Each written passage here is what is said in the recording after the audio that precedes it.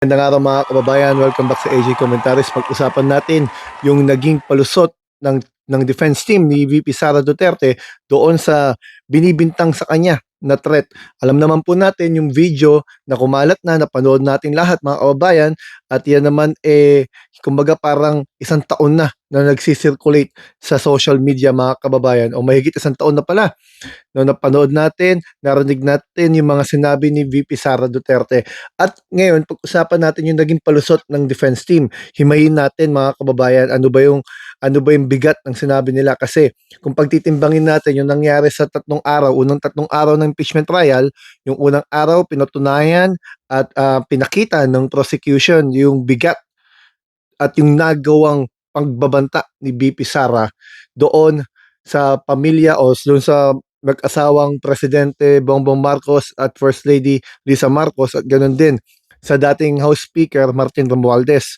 Samantala, yung sa defense team naman, sa ikalawang araw, hindi nila dininay mga kababayan, hindi nila pinasinungalingan yung video. Sa halip, ang ginawa nila, inatake nila yung kredibilidad ng testigo, kung may kakayahan ba yung testigo, kung competent enough ba yung testigo para matukoy kung yung video ay authentic o hindi.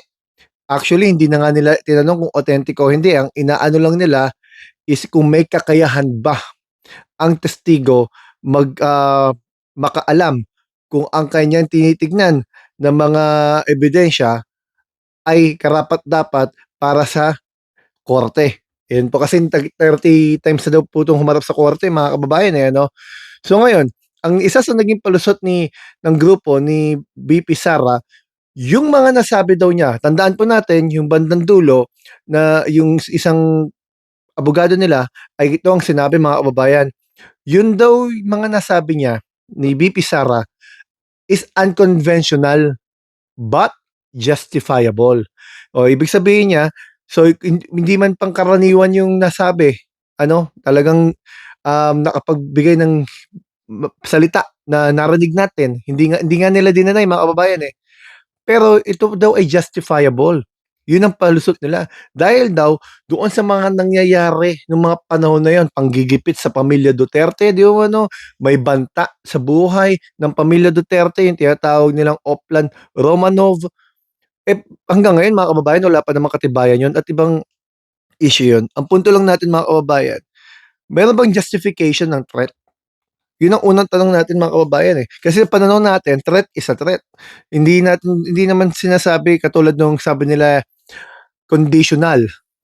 Although doon naman sa Article 282 ng Revised Penal Code, yung grave threat mga kababayan, wala naman sinasabing conditional threat o hindi dahil ang sabi nga natin, ang banta ay banta. Hindi naman yung katulad ng sinasabi nila na hindi naman pinatay si BBM buhay naman Kapag kayo po binantaan, na halimbawa, papatayin ko kayo pag hindi nyo ibinigay sa akin yung gantong halaga. Hihintayin nyo pa ba mapatay kayo para masabi nyo may banta sa buhay ninyo? Kaya nga banta Kasi pag hinintay nyo yung execution, yung consummation ng crime, hindi na banta yun. Murder na yun. Di ba mga kababayan? So, ang isa sa naging dahilan nila, dahil daw doon sa mga nangyayari ng mga panahon na yon mga kababayan, kaya nakapagsalita yung presidente bilang isang ina, kapatid, kaibigan, isang babae, dahil sa nangyayari nga. Which is, mga kababayan, para bang it strengthens the argument of the prosecution. Parang pinalakas nila yung prosecution. Bakit ko po nasabi mga kababayan?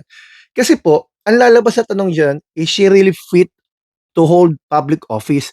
Kasi pangalawa siya sa pinakamataas mga kababayan kung presidente pala yan at na-pressure yan, nagkaroon ng, kasi marami ang tendency na malaki yung problema ng masa palagi. Ang tendency pala ng taong ito maging unhinged, paano kung may nuclear power tayo at kung ano-ano pang kakayahan, ibigay natin yung karapatan sa kanya. Baka mamaya kung anong gawin niya sa mga bomba. Kung ganyan pala siya pag na-pressure. O fit pa ba siya to hold public office? Doon niya yung lumabas yung tanong na yun Kasi sabi ng abogado, mga kababayan, nasabi lang niya yun. Dahil dun sa mga sitwasyon na ginigipit sila. Di lumalabas mga kababayan, pag ito pala nalagay sa pressure na at nasa ilalim ito ng mga bigat ng mga pangyayari mga kababayan, ang pasok sa kanya, automatic, parang pagiging violence ano, na merong history mga kababayan at may capability ba siya gawin yung binibintang niya? Tandaan po natin ang kanyang tatay at kanilang mga grupo nasasakdal sa mga kaso ng tukhang. Siya ay may history ng pananapak sa sheriff mga kababayan. Ngayon, dahil dun sa tila ba para bang, pinalakas pa nila yung argumento ng prosecution, kaya nasabi natin mukhang mas lamang ang prosecution sa pagkakataong ito. Ngayon nasabi nila, ang sabi naman dun, revenge from grave, 'Pag pinatay siya. So may crime pa daw ba yun? Kumbaga parang hindi naman threat yan dahil ang sabi ko kapag napatay ako, patayin mo sila, 'di ba mga kababayan? Lumalabas hindi daw yung crime kasi kung patay ka na, paano magiging crime yun? Mga kababayan, may krimen pa rin kasi hindi ka pumatay, may pumatay, kung yun man mangyayari, 'di ba ba? So may crime pa rin. And there's no conditional threat mga kababayan. May kinausap na assassin, sabi nila saan daw makikita doon sa video, saan maririnig yung salitang assassin. Ang sinabi sa video, may kinontrata na siya na tao at umoo na. Ano yung pinag-usapan nila sabi dun sa video, "Kapag ako pinatay, patayin mo sila. Sila BBM, sila, Martin Romualdez at si Lisa Marcos." So, ano ba ang tawag natin mga kababayan sa isang taong 'pag inutusan mo pumatay ay ang sagot ay oo, 'di ba? Mamamatay tao 'yun, assassin 'yun. Eh, di lumalabas mga kababayan mayroon tayong vice presidente na nakakapagpausap sa mga mamamatay tao. 'Di ba pagka gano'n, mahirap 'yun. Kasi tandaan po natin vice president 'yan. So, itong mga pangyayaring threat na 'to parang parang self-serving pa 'to. Bakit? Ang primary beneficiary nito 'pag namatay ang presidente siya, eh. Kasi siya ang pangalawa, eh. Di lalabas puwede siya umakyat kung buhay siya ng namatay yung presidente. So, talagang ito isa lamang source of instability na gumagawa lang 'to ng isang pangyayari para magkawatak-watak at bumagsak tayo mga kababayan. Kasi kung iba ang gumawa niyan mga kababayan, natatandaan niyo pa yung teacher noon na nagsabi na bibigyan niya ng 50 million kung sino man makakapatay kay Duterte, huli agad yun, pinaluhod pa yan sa media. Bagamat wala pang ruling ang korte, ni hindi pa napapatunayan kung yung post niya, siya talaga nag-post o nahack man yung kanyang Twitter ba yun o Facebook.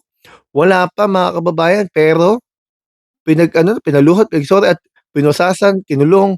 Actually kinulong pa daw yun sa malayo sa lugar nila, babiyahe ka pa talaga, eh.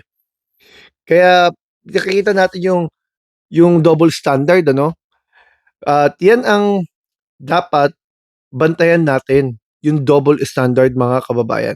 Ako ang tingin ko talaga mga kababayan, malakas ang kaso ng threat dahil narinig natin, dun sa kanya, regardless kung nangyari o hindi, ang banta ay banta. Hindi mo na kailangang hintayin pa at di mo na rin kailangan hintayin na yung binantaan ang magsampa ng kaso kasi motu proprio mga kababayan, 'di ba? Motu proprio 'yun. Okey, hanggang dito po muna. Marami pong salamat mga kababayan. Sana po subscribe kayo, comment at like. Marami pong salamat sa inyo.